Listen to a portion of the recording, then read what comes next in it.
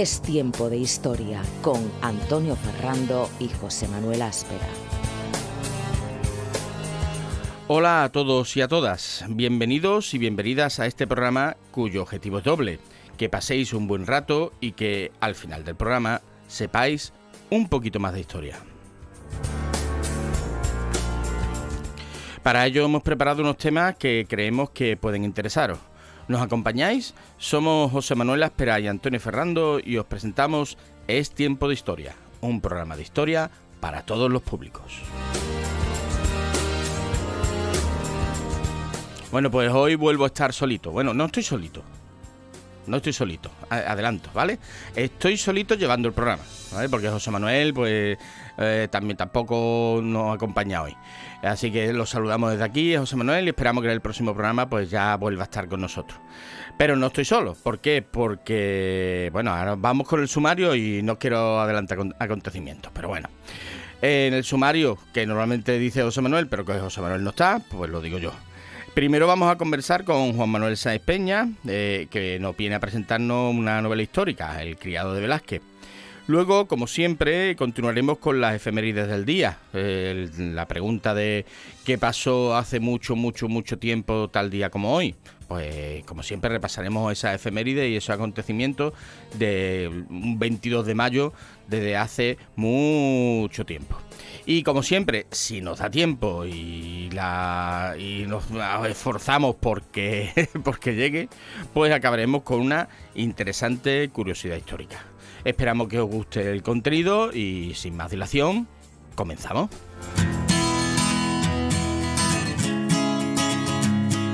Bueno, pues hoy tenemos el placer de, como digo, no estoy solo, sino que tengo aquí a mi derecha a Juan Manuel Sáenz Peña. Juan Manuel, buenas tardes. Buenas tardes. Bueno, pues viene a presentarnos, esto que tenemos aquí. Tenemos aquí a el criado de Velázquez, que ahora hablaremos un poquito más en detalle de esta novela histórica. Y antes, como somos gente educada, aunque no lo parezcamos, sí. Lo primero que se hace siempre es presentar al invitado. Y ahí vamos a estar un ratito porque el currículum de Juan Manuel es extenso, lo hemos tenido que resumir, porque si no, es que se nos va el programa solo con el currículum de Juan Manuel, ¿vale? Entonces empezamos diciendo que con más de 150 premios literarios nacionales e internacionales en su haber, Juan Manuel Sáenz Peña, que pues, Premio Iberoamericano de Novela, Verbum 2019, finalista del Premio Juan Rulfo, ganador del Premio Internacional de Novela Bachiller Alonso López, es uno de los autores más premiados de los últimos años. Eres un coleccionista de premios, Juan Manuel, ¿no? Sí, bueno, uno va, ¿no? Va rascando como la pared con el descascarillado, uno rascando y le va cogiendo gusto, ¿no? Así es, si empezó El Conde de Montecristo y mira cómo terminó. Terminó que no. Pero ahí rascando y terminó. Pues entre los numerosos concursos literarios que ha conseguido por toda España destacan, pues, seguimos, el Premio Nacional de Novela María Zaya, el Premio Internacional de Novela Ciudad de Almería, el Internacional de Novela Casino de Mieres, el Premio Internacional de Novela de Alcobendas, Bachiller Alonso López, Cuentos de Pola de Lena, Cuentos de Elda, Cuentos de Laguna de Duero, que ha ganado 2 veces además, o sea que repite incluso, Santoña, La Mar, Clarín de Quinte, etcétera. Esto es muy pesante. Esto ya es mucho. muy pesado. Vamos a ir ¿y qué escribe Juan Manuel? Pues escribe, autor de las novelas La alargada sombra de la bayoneta, El mensaje, El juglar, La edad de los héroes, Piedras negras, El criado de Velázquez, que es la que viene a traernos de la que viene a centrarnos hoy en concreto, el volumen de relato A la hora convenida, El caso de Ambrizar, El taxi de Smista y Cartas de madrugada, una colección de cartas de amor, citas y diálogos, firmadas bajo su seudónimo John Alcott. Pero además de esto, Juan Manuel ha dirigido programas en Onda Jerez Radio y colaborado en las emisoras locales de la cadena SER. Desde 2000 a 2004 escribió para Jerez Información, desde 2003 hasta 2013 y de 2015 a 2019 fue colaborador y crítico teatral de Diario de Jerez. Desde hace poca fecha, además, aquí don Juan Manuel se ha adentrado, por si fuera poco, en el mundo de la poesía. Ahí ha entrado tú. Ahora detallaremos estos bandazos que tú me das. En 2018 ganó el Premio Internacional de Certamen de Teatro, porque también escribe teatro, José Moreno Arena. Y en 2020 fue finalista del Certamen Internacional de Teatro Suso de Marco en Málaga. y desde noviembre de 2022 es redactor de cultura del diario digital La Voz del Sur. Y el miércoles, atento que esto lo voy a decir varias veces, ¿vale? Para los despistados. El miércoles 30 de mayo presenta la librería Zorba. ¿A qué hora, Juan Manuel? A las 7, pero creo que es 30 es jueves, no es miércoles, ¿no? Cierto, soy yo el equivocado. El jueves 30 de mayo presenta en la librería Zorba a las 7 esta novela, la novela El criado de Velázquez, que tenemos aquí y que viene a presentarnos. La primera pregunta, Juan Manuel, vamos a ir de lo general a lo particular. Claro. ¿A ti qué te inspira a escribir? ¿Qué te lleva a coger una pluma, como se diría antiguamente, a un ordenador, y te lleva a ponerte a juntar letras? Yo creo que es que iba a decir una cosa instintiva, pero me parece que va a sonar un poco repipi. Es la necesidad, de verdad, Antonio. Yo, es que, por ejemplo, he terminado un relato hace 3 o 4 días, que me ha costado cerca de 5 semanas terminarlo, un relato de 14 o 15 páginas. Digo, ahora necesito un reposo. Pues no, ya llevo 2 días reposando y hay algo que me quema. Como cuando éramos pequeños y queríamos hacer los deberes, no lo habíamos hecho y te iba con ese resquemor al colegio, o el fin de semana, domingo por la tarde te voy a hecho nada. Esa especie de ese pinchazo en la barriga. Ese pellizquillo.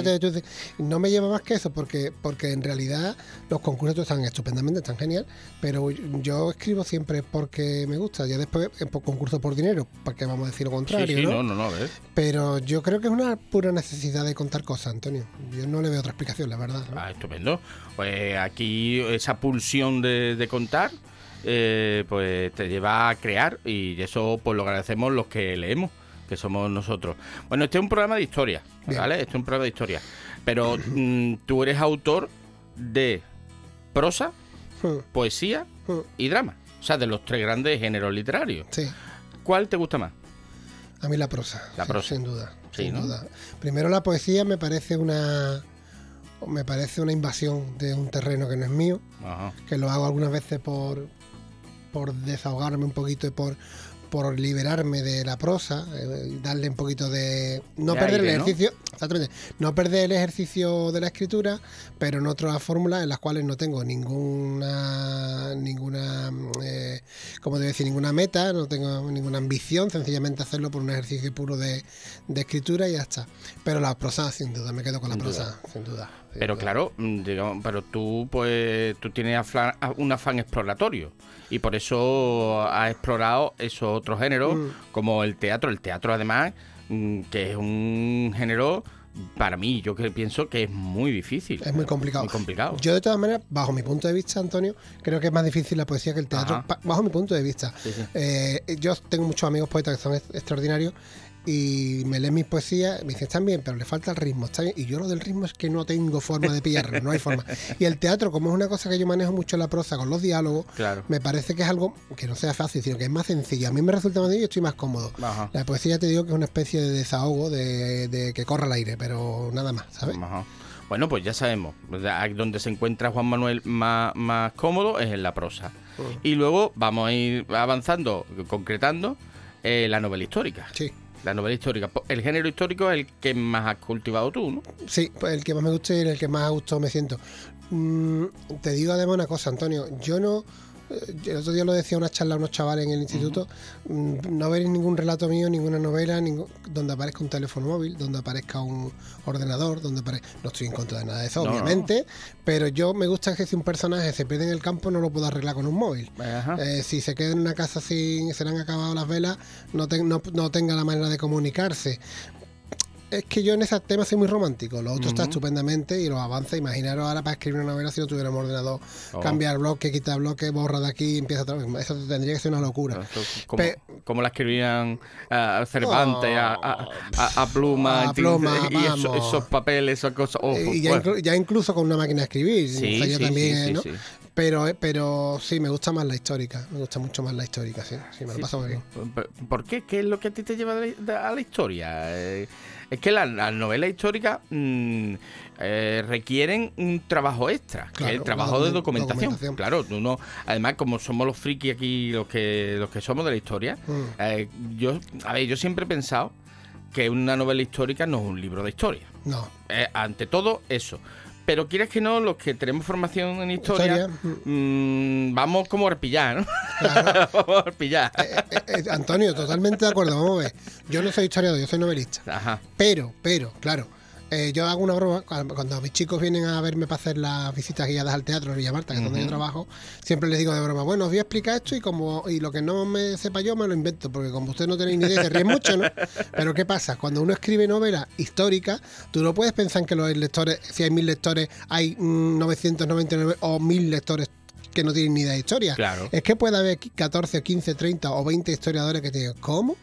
Que Felipe IV estuvo en esta época. No, perdona, en Felipe IV. No. Y te pillan y yo todo eso lo tengo mirado 600.000 veces, pues precisamente por eso. Pero es que además, fíjate lo que te digo. Teniendo en cuenta esa consideración de que una novela histórica no es un libro de historia, uno puede escribir una novela en la que Napoleón gana la batalla de Waterloo. Por ejemplo. Perfectamente. O sea, lo aceptamos. Ahora, como te equivoques en el nombre de un general de Napoleón, o te cae la de Dios. O en un uniforme. O en un uniforme. Claro. O en esto. Por eso te digo que la novela histórica requiere un trabajo extra del que Pero muy divertido. Pero es muy divertido, ¿no? Al que le guste investigar, hombre, obviamente te lleva muchísimo más tiempo porque te tienes que parar a investigar, pero para empezar, como persona te formas porque estás aprendiendo. Eso es. Yo para el Criado de Velázquez pues tuve que meterme, bueno, aparte compré un montón de libros de cómo se divertía la gente en esa época, el rey, cómo se divertía, bueno, ya sabemos cómo se divertían los Borbones, pero bueno, y los Austrias, pero el precio de las cosas, la vestimenta, lo que se comía, lo que estaba permitido en los establecimientos de comida, lo que no, en fin, todas esas cosas lo que hace es que te enseñan, aprendes y uno se divierte muchísimo aparte de escribir, ¿no? Claro, entonces estamos hablando que el proceso de creación es más trabajoso, pero sí más enriquecedor.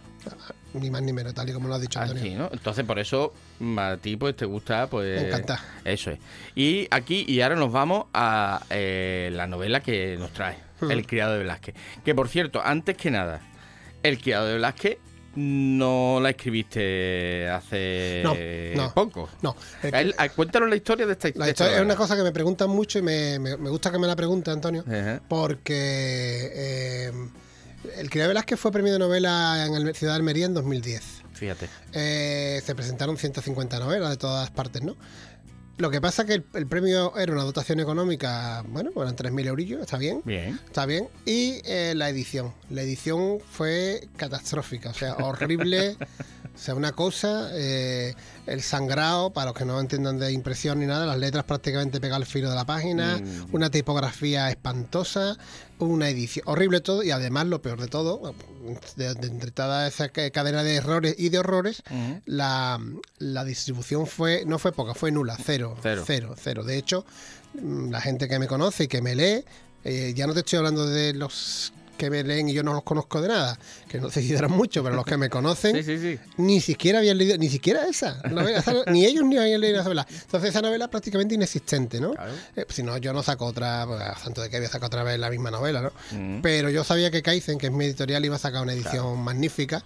Tengo que decir que además que mi anterior editorial, que era la de Anantes, tenía esa novela programada para hacerla, desgraciadamente Anantes cerró, pero la portada ya la tenían hecha y como Manuel Pichardo es un sol de tío, desde aquí le mando un abrazo, me cedió la portada, Juan úsala sin problema y he hecho una portada fantástica y es una edición que no tiene nada que ver, Kaizen mima un montón al autor. Juanma, me tienes que decir lo que es el dinero del país, por puerto en el coche, el dinero de la gasolina, ¿no? Que parecen chuminadas, pero al final es, ¿no? Y después además te buscan ¿cómo se vende hoy en día? O te llamas Pérez Reverte, o Santiago Posterguillo, o Juan Gómez Jurado. Exactamente, o Pico y Pala. Hoy voy a Zorba, mañana me voy a San Lucas, pasado me voy a Chipiona, hoy vendo 3 aquí, vendo 5 allí.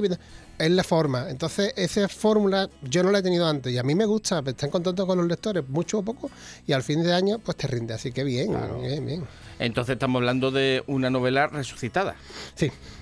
A los 10 años, no al tercer día, a los 10 años. A los 10 años, una novela resucitada que ahora cobra, digamos que en realidad es que ahora es cuando cobra su vida. Sí. Porque, claro, es que esto es verdad, es que, quieres que no, un escritor está al albur de lo que hagan con su novela. Ni más ni menos. Y ahí ya uno está en las manos de una gente que puede ser más o menos profesional.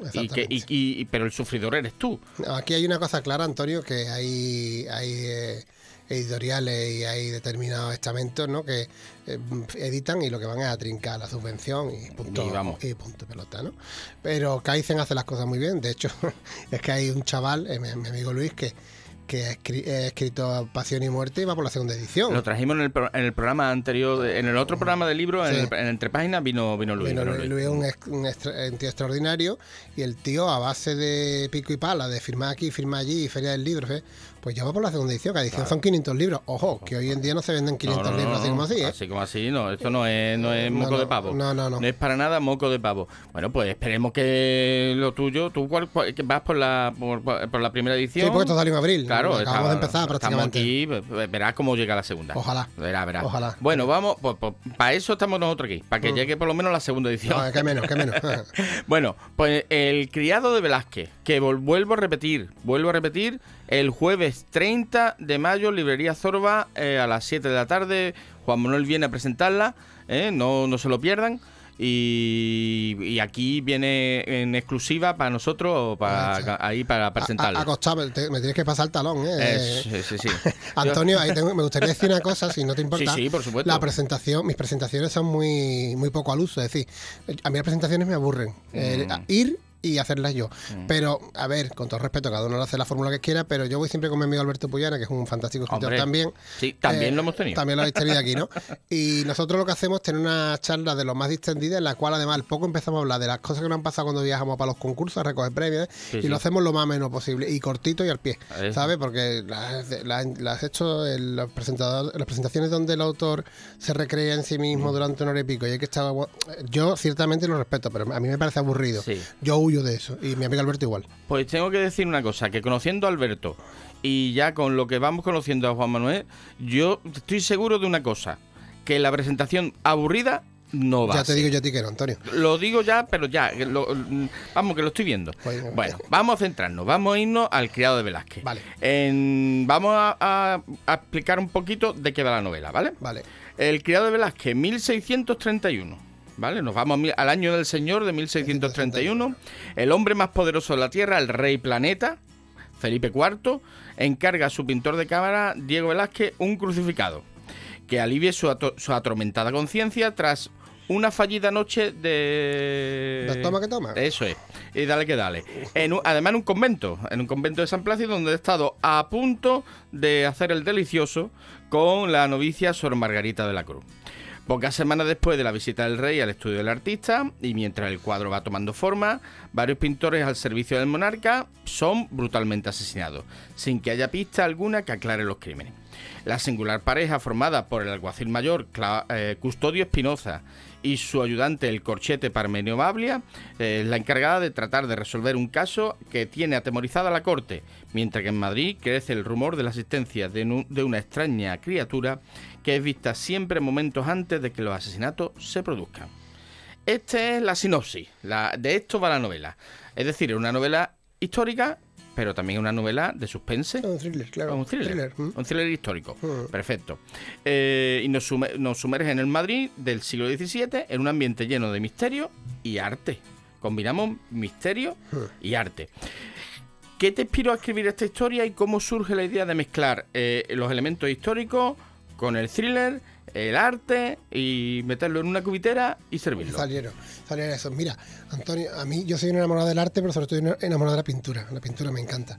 Y la pintura de Velázquez pues me vuelve loco. Si hablamos de pintura tenemos que hablar de Velázquez. De Velázquez, ¿no? Es una pintura que me encanta, me gusta muchísimo, y estuve investigando sobre... cuando yo era muy pequeño, mi madre me hablaba siempre del Cristo de Velázquez, de por qué tenía la cara pintado con el pelo.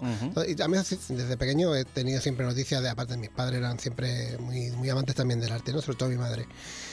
Y yo quería escribir algo de esa obra, ¿no? De Velázquez, ¿no? Tan extraordinaria, ¿no?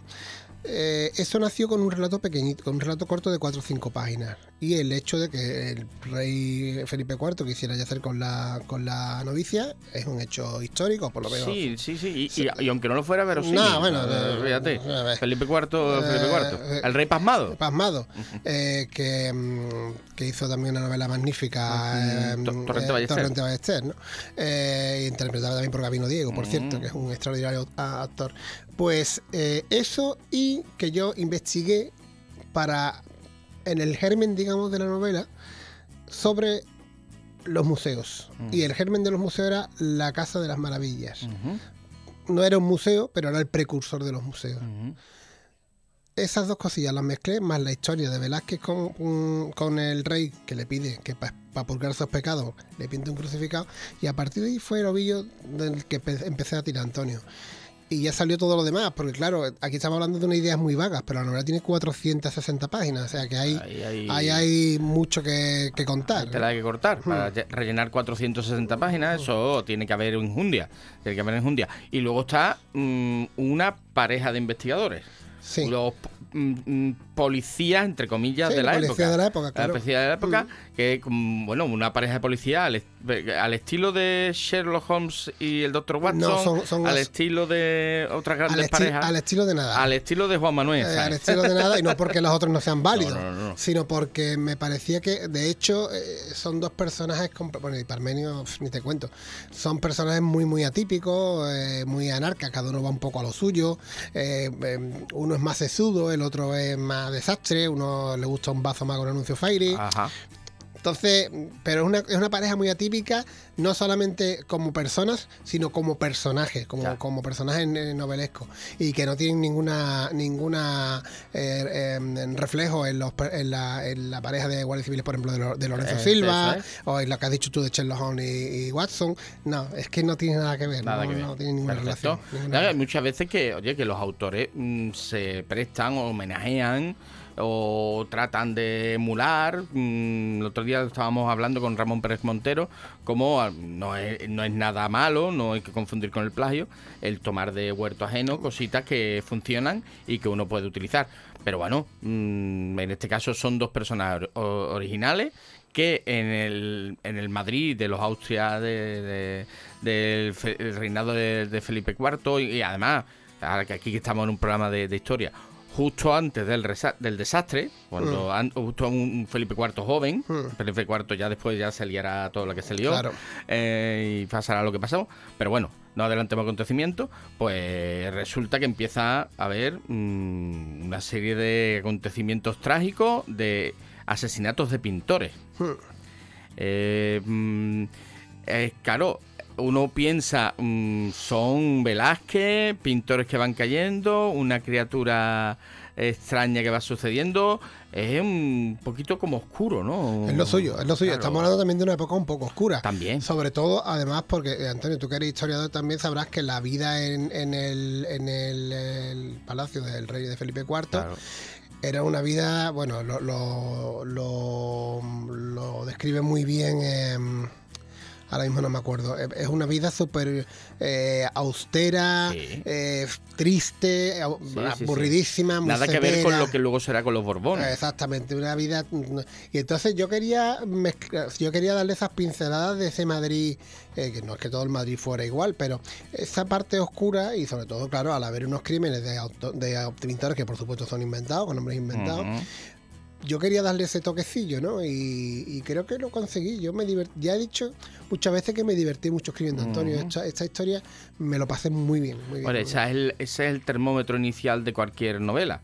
Si el escritor se lo pasó bien y escribiéndolo, pues entonces cuando puede ofrecérsela a otras personas que se puedan divertir leyendo, y más cuando es, bueno, pues estamos hablando de un thriller, que es como muchas veces los thrillers se divierte uno sufriendo. Correcto. Bueno, yo creo que uno va a una película de miedo. Claro. ¿Qué miedo me lo he pasado? ¿Y tú qué esperabas? Blancanieves, lo has pasado canuta, porque has ido pero has disfrutado como un enano. Claro, tú has ido a pasar miedo. Tú a una película de miedo vas a pasar miedo. Pues esto es algo parecido. Bueno, pues ya centrándonos, ¿cómo fue el proceso de documentación? Has hablado antes de libros, pero has tenido que acudir a otro tipo, como estamos en un programa de historia, nos interesa eso de la documentación. ¿Qué fuentes han manejado? Bueno, ¿qué elementos? de libros de Derecho y Piñuela, de eso puedo tener 4 o 5, porque había de todo. Él escribió muchísimos libros de muchas cosas interesantes, de cómo se vivía en palacio, de cómo se divertía la gente, de cómo se divertía el rey. De eso tengo 4 o 5. Después también me metí mucho en internet, no en Wikipedia, porque Wikipedia siempre digo yo que es la muleta rota. Te apoya, pero igual te la meten por la escuadra. Así es. Y dices, ostras, ¿esto cómo han podido ponerlo aquí? ¿No? Entonces, mucha más investigación. De hecho, hasta una de las veces busqué, por el simple hecho de ver la firma de Velázquez, me sale hasta la partida de nacimiento, es decir, investigué mucho en internet, imprimí muchas cosas de internet, contrasté, lo voy a decir, muchísimas cosas de internet. Y fue un proceso muy, muy divertido, sobre todo por el tema del vestuario, por el tema de la costumbre, porque no sé, hay gente que no sabe, ¿no? Habla de la Edad Media como una edad muy oscura, muy sucia, que efectivamente lo era, ¿no? Pero hay gente que no sabe que, aparte del famoso agua va, que lo hemos visto en las películas muchas veces, la gente en las casas de 2 plantas, debajo de la escalera, hacía sus necesidades. Y ahí quedaba el regalo hasta que, no sé, hasta porque dice, limpiarse se limpiaba poco, ¿no?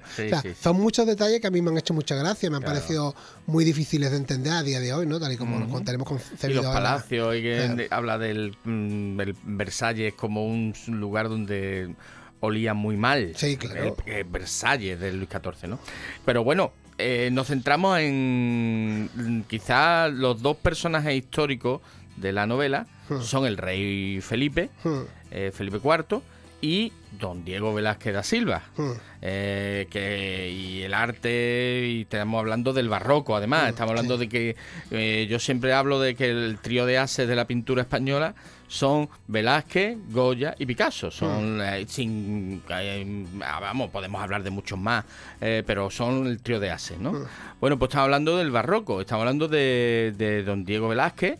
Tú eres un amante del arte también. Me encanta. Pues claro, entonces, ¿pero por qué el Cristo?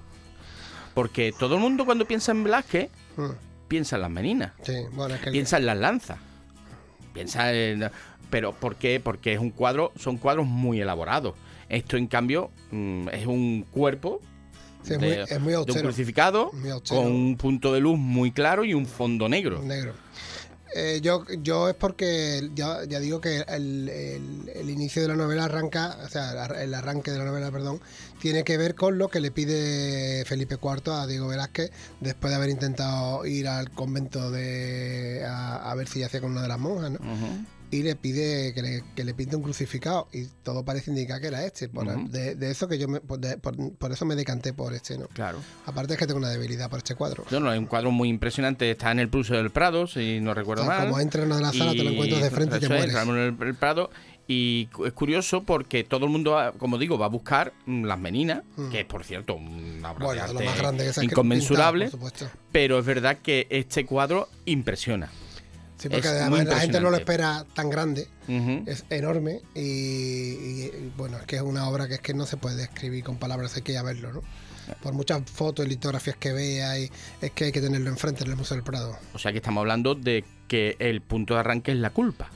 La culpa, por supuesto, la culpa y el remordimiento. El sentimiento de culpa. De culpa y de remordimiento, teniendo en cuenta además que Felipe IV era proclamaba muchísimo el pecado de la casa, o sea, proclamaba, iba en contra del pecado de la carne, el puritanismo, ¿no? Que cuando era el peor de todo. Y entonces, es que esto es curioso, no deja de hacer un contrasentido, ¿no? Esto más bien era un tema de moral, o sea, era una cuestión de remordimiento moral, porque bueno, había intentado ya hacer con una religiosa, pues todavía si era con una doncella, no sé qué, bueno, pues eso era el pan nuestro cada día y se dormía tan tranquilo, pero eso ya de tocar a la iglesia, tocar sagrado, ahí ya... Sí, porque se sabe que Felipe IV, pues por ejemplo, tuvo amantes, actrices, por ejemplo, Calderona, por ejemplo, tuvo, numerosas, pero claro, ya hablamos de la culpa. La culpa ya es un sentimiento que remueve, o sea, y que además colabora en ese tono oscuro, tono Claro. pesado del que tú querías reflejar en la novela. Efectivamente. ¿no? Yo creo que, además, como tú has dicho, esa culpa, además de pesada, siempre suele ser oscura, ¿no? Ajá. Y lo mismo que este hombre, pues Felipe IV, pues efectivamente, por cierto, la Calderona era su amante favorita, Ujú. de hecho le llamaban la favorita. Tuvo otras muchas más amantes, ¿no? Y no creo que eso le hiciera calentarse tanto la cabeza como el hecho de haber Claro. intentado irse al catre con una monja, ¿no? Y más con una novicia, ¿no? Yo creo que de ahí arranca un poco toda la historia y a mí me sirvió mucho, lo pasé. Claro, que realmente bien. ahí además se puede establecer un paralelismo con Don Juan.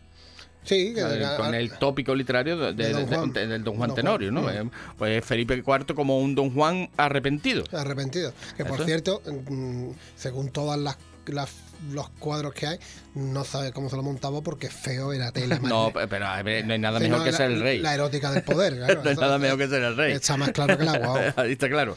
Bueno, pues hablamos de Felipe IV. Felipe IV es el penúltimo de los reyes de los Austrias. Luego le sucedería Carlos II, que ya sabemos que fue lo que fue de rey. Pobre mío. Le tocó bailar con la más fea. Es la ¿no? más fea y creo que él también era el más feo. Y también es la época de la decadencia del Imperio Español. Sí. O sea, otra paletada más a ese ambiente ya De pesimismo, de de- pesimismo, de que el tiempo pasado, el tiempo de esplendor ha pasado, que estamos ya en cuesta abajo, que se nos desmorona El imperio. y demás. Este es el ambiente de la novela. Sí, Esto sí. flota por toda la novela. Sí, sí, y además el miedo popular a esos rumores que hay, aparte de que los crímenes, que yo los describo bastante horribles, no caigo en el casquerío ni eso, porque no me parece que eso, si se describe sutilmente, puede Sí. tener el mismo efecto, ¿no? Sí, muchas veces la imaginación es más... Efectivamente. Y entonces, yo creo que... ¿Qué estábamos diciendo, Antonio? Se me ha ido la olla. Que no, estábamos hablando de ese ambiente pesado Sí, eso, del... que también contribuye el hecho de que el pueblo, pues, por medio de ese ambiente que hay, esas noticias que corren en el mentidero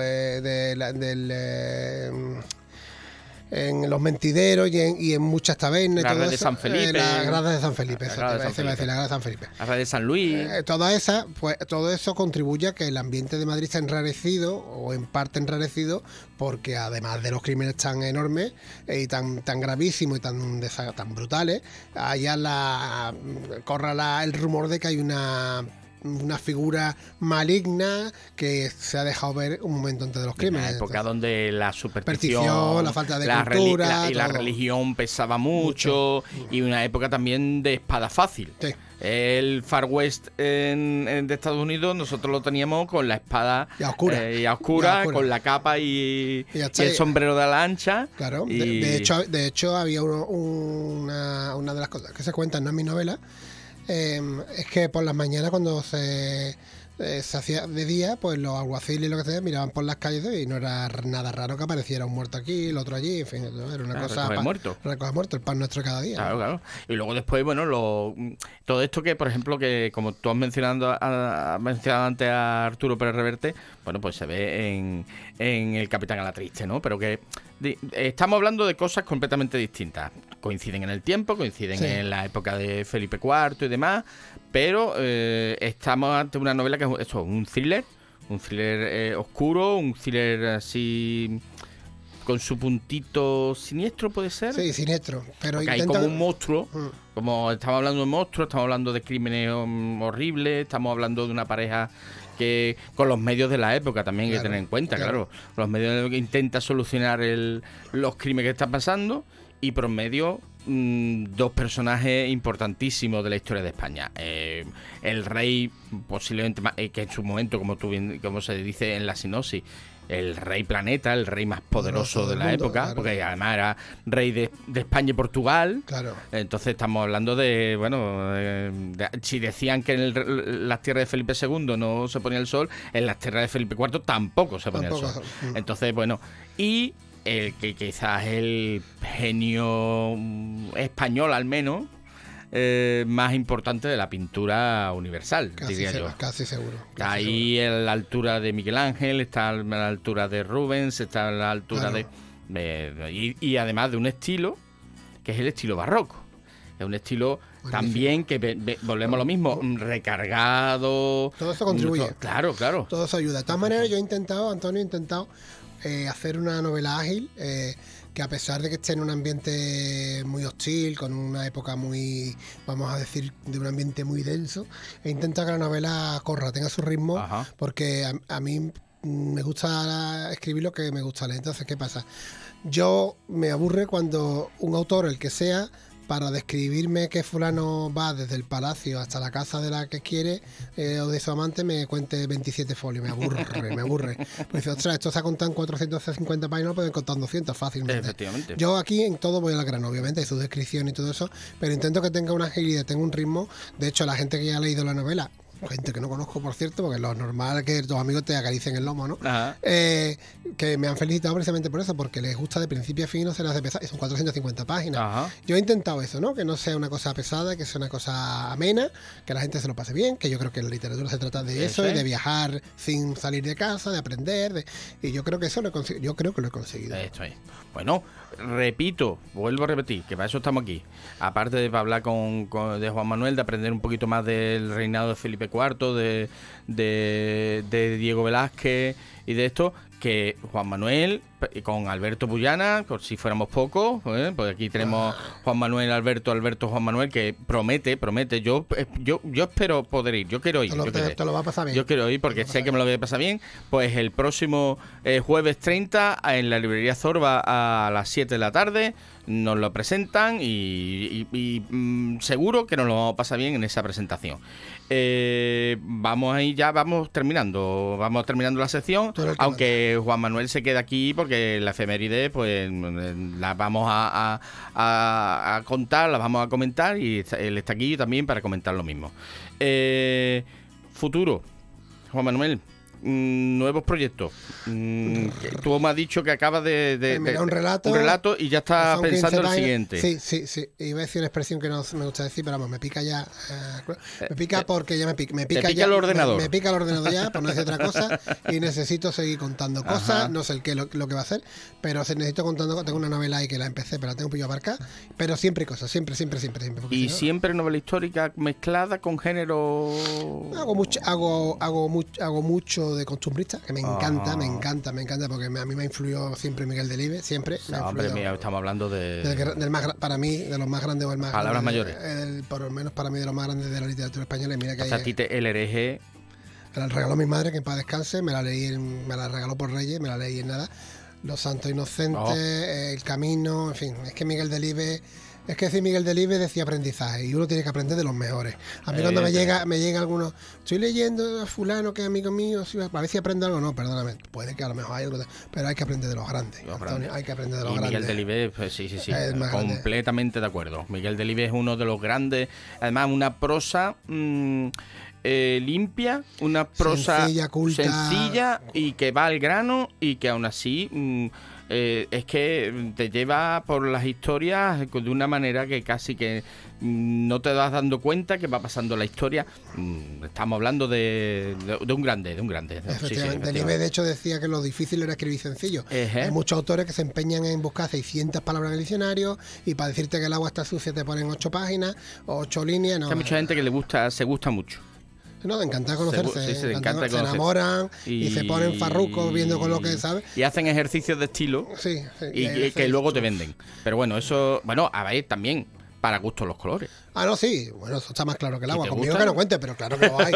Y tanto, no lo va a ver. Me gusta. Claro. Entonces tú sigues escribiendo y vas a seguir escribiendo. Si Dios quiere, sí, mientras me funcione la cabeza y las manos. Entonces, entonces vamos a tener nuevas obras de Juan Manuel, que las vamos a tener. ¿Pero ya hay algo para publicarse o lo...? Sí, en realidad sí. Lo que pasa es que en abril he sacado El Cría de Velázquez. Yo más de un libro más de un libro por año, imposible, eso no funciona para nada. Ajá. Pero ya mi editorial me ha dicho, tú todo lo que tengas me lo das. Digo, bueno, pero sí, pero lo vamos a espaciar, obviamente. No, espaciar, No tengo- Bueno, pues nada, ya aviso ya. Cuando vaya a sacar cualquier cosa, Yo os aviso. ya sabe dónde estamos. Muchas gracias, Antonio. Y para eso está. Y repito, again, como diría el otro. Jueves 30 de mayo, Librería Zorba, El criado de Velázquez, de Juan Manuel Sáenz Peña, a las 7 de la tarde. No se lo pierdan porque promete estar muy interesante. Y bueno, pues como este es un programa de historia, vamos a seguir hablando de historia.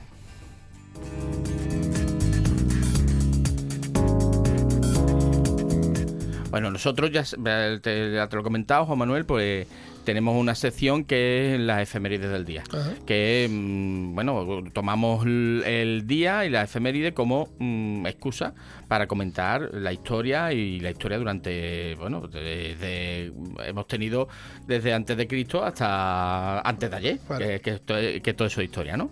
Y mira, 22 de mayo, estamos, hace 1687 años, antes de ayer, vamos, Sí. antes de ayer.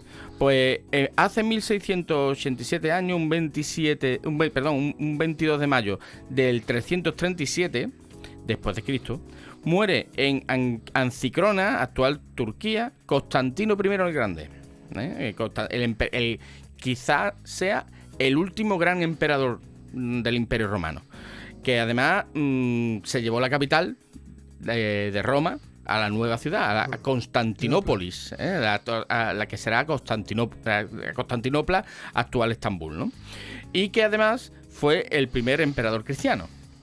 Él, en un principio, le vio potencial a esa religión que hasta que su antecesor Diocleciano había perseguido.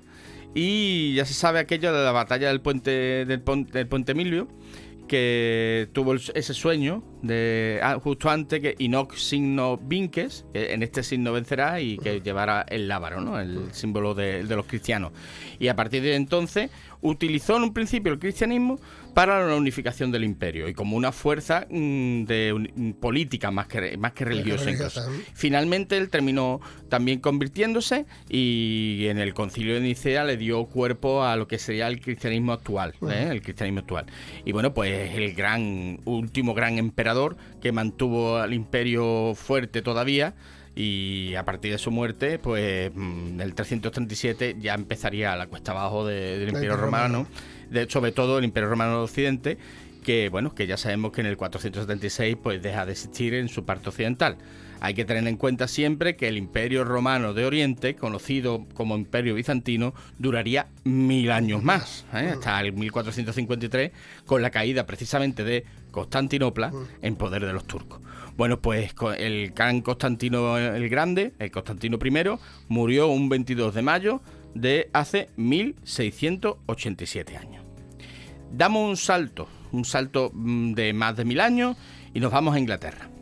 1455. A ver si lo digo bien. El inglés.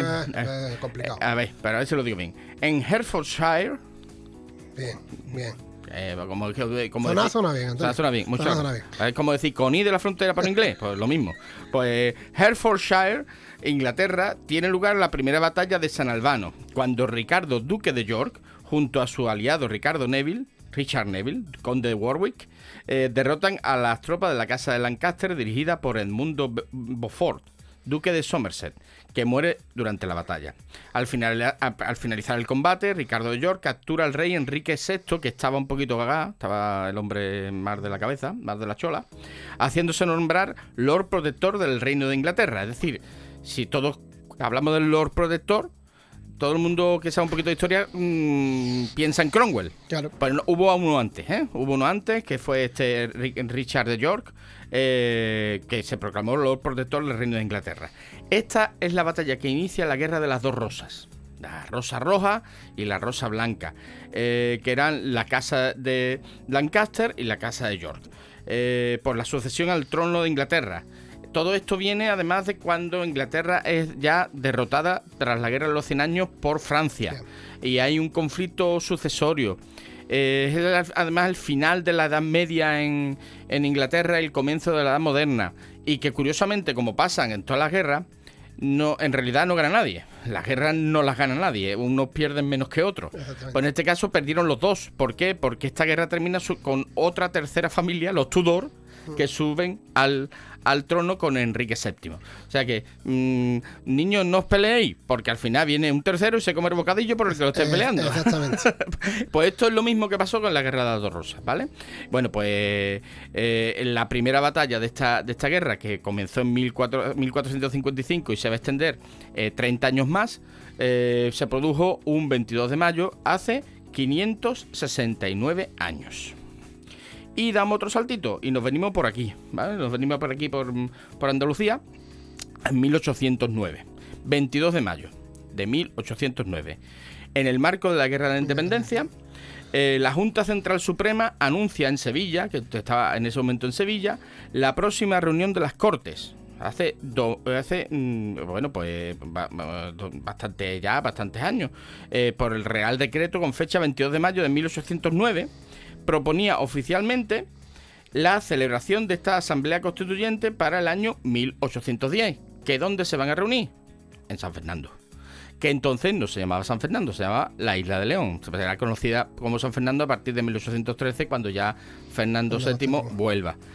Y que después se trasladará a Cádiz, ya sabemos, a San Felipe Neri, por la epidemia de fiebre amarilla, porque éramos pocos pero la abuela. Hay que tener en cuenta que todo lo que era el Cádiz, que incluía San Fernando, estaba cercado por las tropas napoleónicas, y además se da una epidemia de fiebre amarilla que queda confinada en la isla de San Fernando. Y por eso los diputados, que se reunían en el Teatro de las Cortes, que bueno, que sigue existiendo, se trasladan ya a la ciudad de Cádiz, allí a San Felipe Neri. El 1 de enero de 1810 la Junta Central ya convoca a las Cortes como tales para la elección de diputados a Cortes, que se produce en todo el imperio. O sea, vienen no solamente en los territorios que pudieron de escapar más o menos de la dominación napoleónica, sino que vienen de ultramar. Ya sabemos que a Cádiz vinieron diputados de toda América, incluso a Filipinas. ¿Por qué? Porque estaban entusiasmados los criollos, diciendo por fin nos llaman para algo, para poder decidir algo. Entonces, el 23 de enero de 1810 la Junta se traslada a la Isla de León, donde empiezan a reunirse ya en septiembre las Cortes, que luego será, como hemos dicho, conocida como San Fernando. Bueno, pues todo este proceso comienza por un Real Decreto emitido por la Junta Central Suprema en Sevilla un 22 de mayo. ¿Vale? Bueno, seguimos. Mira, hemos mencionado antes a Sherlock Holmes. Sí. Pues en 1859, un 22 de mayo, nació Arthur Conan Doyle. En Edimburgo, era escocés, por tanto, seguro que le gustaba el whisky. Y era médico. Era médico y escritor escocés Arthur Conan Doyle, creador de Sherlock Holmes. ¿Tú has leído a Sherlock Holmes? Sí, y hay una... volvemos a ver que porque, si mal no recuerdo, la vieja friendo huevos fritos está en el Museo de Edimburgo. No está aquí, es un cuadro pequeñito, es un cuadro maravilloso, que también hay un relato escrito sobre eso, un relato, no una novela. Y está en Edimburgo, en el Museo de Edimburgo. Pues mira, pues seguramente Arthur Conan Doyle, pues si le pilló por allí, pues lo vería. Yo soy muy friki de Sherlock Holmes. Yo a mí siempre me ha gustado esto. Más lo descubrí de joven y lo he releído. Y yo creo que lo he leído todo. Hay que tener en cuenta que Arthur Conan Doyle empezó a escribir los cuentos, porque son cuentos de Sherlock Holmes, un poquito de manera como modo de supervivencia, y que acabó harto de él, tan harto que lo mató mató a Sherlock Holmes, pero las cartas de los lectores e incluso de su propia madre, la madre le decían ¿cómo has podido matarlo? Y se vio obligado a resucitarlo. ¿Por qué? Porque no lo dejaban tranquilo el pobre hombre con Sherlock Holmes. Cuando hablas de de supervivencia, me imagino que supervivencia económica, Claro, igual que le pasaba a Poe y toda esta gente, están tiesos como la mojama. Como hay novelistas que dicen, ¿por qué las novelas eran tan largas? Digo, porque las cobraban por capítulo. Por capítulos, en los diarios, claro, en los claro. Cosas así. Por ejemplo, los rusos, yo creo que Tolstoy, que Paz, la iba publicando por capítulo y por eso es... Guerra y Paz para leérsela en 3 vidas, ¿no? En 3 vidas, por eso, porque el hombre tenía que comer. Entonces, claro, por eso seguramente si no, pues lo mismo lo deja a la mitad. Aunque es una gran novela, esto hay que decirlo, sí, claro. Vamos, por favor. Bueno, pues esto nació hace 165 años. Y ahora nos vamos a otro escritor. Ya que vamos de escritores la cosa, pues nos vamos, si antes hemos hablado de un inglés, ahora vamos a hablar de un francés. Y si antes hablábamos de un nacimiento, ahora hablamos de un fallecimiento. En 1885, un 22 de mayo, fallece Víctor Hugo. Víctor Hugo, que bueno, ya sabemos que era hijo de un general francés, el general Hugo, que además estuvo en Madrid, fue gobernador de la ciudad de Madrid durante 2 años durante el reinado de José I. Y por eso, Víctor Hugo de niño pues vivió esos 2 años aquí en España, en Madrid. Y luego después ya volvió a Francia y demás y empezó a escribir. Quizás, bueno, todos conocemos Los Miserables, ¿no? La novela pero también Nuestra Señora de París, también fue un gran poeta también. Del romanticismo, y también tuvo su faceta política. En un principio apoyó la candidatura del sobrino de Napoleón, de Luis Napoleón, pero cuando Luis Napoleón quiso convertirse en Napoleón III, pues ya no le gustó, porque otra cosa no tendría Víctor Hugo, pero era un republicano convencido y tuvo que exiliarse en Bélgica. Bueno, pues tal día como hoy falleció Víctor Hugo, el gran escritor francés. Bueno, ya nos vamos a 1895. Hablamos de otro fallecimiento, pero de este caso de un español y de un inventor español, y como por desgracia pasa con los inventores españoles, muy mal pagado por su patria. En la ciudad de Berlín, en Alemania, donde había ido a operarse de un cáncer, muere el científico y marino español Isaac Peral. Que por cierto, aquí tenemos la plaza del Ayuntamiento del Puerto de Santa María, en la Plaza Peral, debido en honor a Isaac Peral, y que fue el inventor del submarino, que puede ser utilizado, un submarino además, que puede ser utilizado con fines militares al disponer de un moderno sistema lanzatorpedos. Cartagenero, como no, de la ciudad departamental, allí pues hizo su ensayo y demostró que efectivamente ese barco que se hunde y que puede navegar, podía hacerlo perfectamente. España pues no le hizo demasiado caso al hombre, y además todas sus investigaciones fueron prácticamente pues autofinanciadas, buscándose la vida de aquí para allá. Bueno, pues no le hicieron mucho caso, pero sí le hicieron caso otras potencias, y luego, bueno, pues ya sabemos que en cuestión de 20 años, por ejemplo, los alemanes van a utilizar los submarinos en la Primera Guerra Mundial. ¿Vale? Bueno, a De la Sierra le pasó lo mismo con el autogiro. Aunque fuera un poco más tarde, pero con el autogiro le pasó igual. Ni caso. Ni caso. En fin, bueno, pues tal día como hoy falleció Isaac Peral. Y ahora nos vamos a algo un poquito más... digamos, más que me toca a mí la fibra. Otro autor, ¿vale? Pero estamos hablando de Tintín.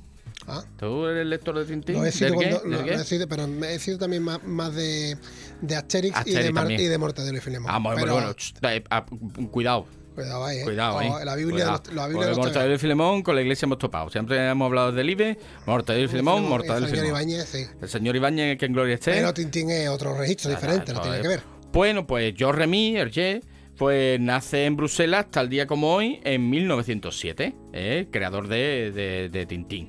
A partir de 1929, pues que aparece su primer álbum, que alcanzará una gran popularidad, y si uno va por Bruselas, pues se va a encontrar por Tintín por todos lados. Por todas partes.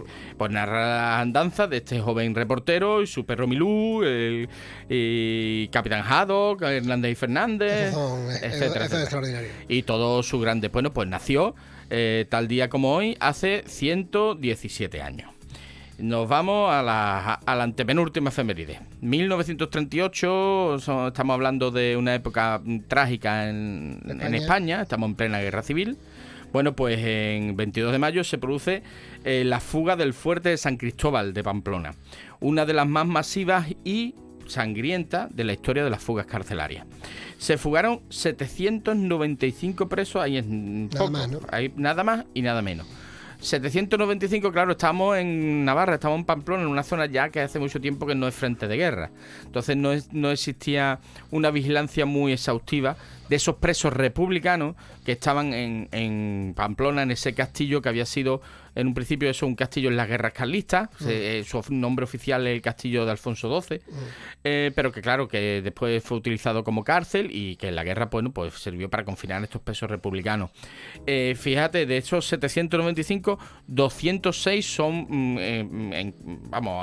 se le aplica la ley de fuga en cuanto se le encuentra, o bien son fusilados en breve fecha una vez son capturados.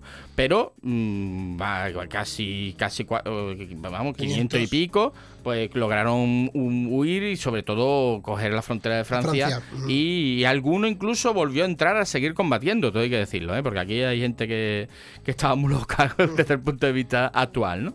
Bueno, pues esta fuga pues se produce en Pamplona en 1938, tal día como hoy, hace 86 años. Y un año después, en Berlín, mal momento, porque estamos al borde de la Segunda Guerra Mundial, el inicio de la Segunda Guerra Mundial, los ministros de Relaciones Exteriores de Italia, von Ribbentrop y el conde Chiano, firman el Pacto de Acero. El Pacto de Acero, que es por el cual se produce una alianza entre Alemania e Italia, a la que luego, después, un mes así, se uniría Japón, para crear lo que luego sería conocido como el eje.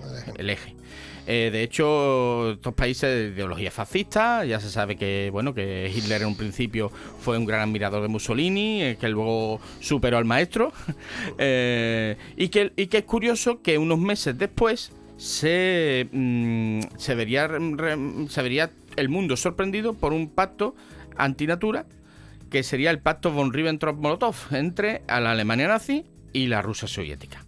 Es muy curioso, son épocas donde Alemania está empezando a crear alianzas y para luego después lo que pasaría. Bueno, creo que aquí nos tenemos que quedar porque me está avisando Dani que nos hemos puesto a hablar tú y yo y todo esto, y como nos encanta la historia, pues se nos ha ido el programa. Juan Manuel, ha sido un placer tenerte aquí. Igualmente estar con vosotros, hombre. Y ya sabemos, jueves 30 de mayo, 7 de la tarde, en Librería Zorba, presentación de El criado de Velázquez, de Juan Manuel Sáenz Peña. Y bueno, ya nos despedimos. Esperamos que os haya gustado el programa, que os haya divertido y que hayáis aprendido alguna cosilla. Os podéis poner en contacto con nosotros a través del WhatsApp de Radio Puerto en el 629 12 80 42, indicando que es para nuestro programa. Nos oímos en el próximo programa. Es Tiempo de Historia, todos los miércoles de 7 a 8 en Radio Puerto, así como en YouTube y Facebook. Nos despedimos con una cita. Cada día sabemos más y entendemos menos. Albert Einstein. Hasta el próximo programa.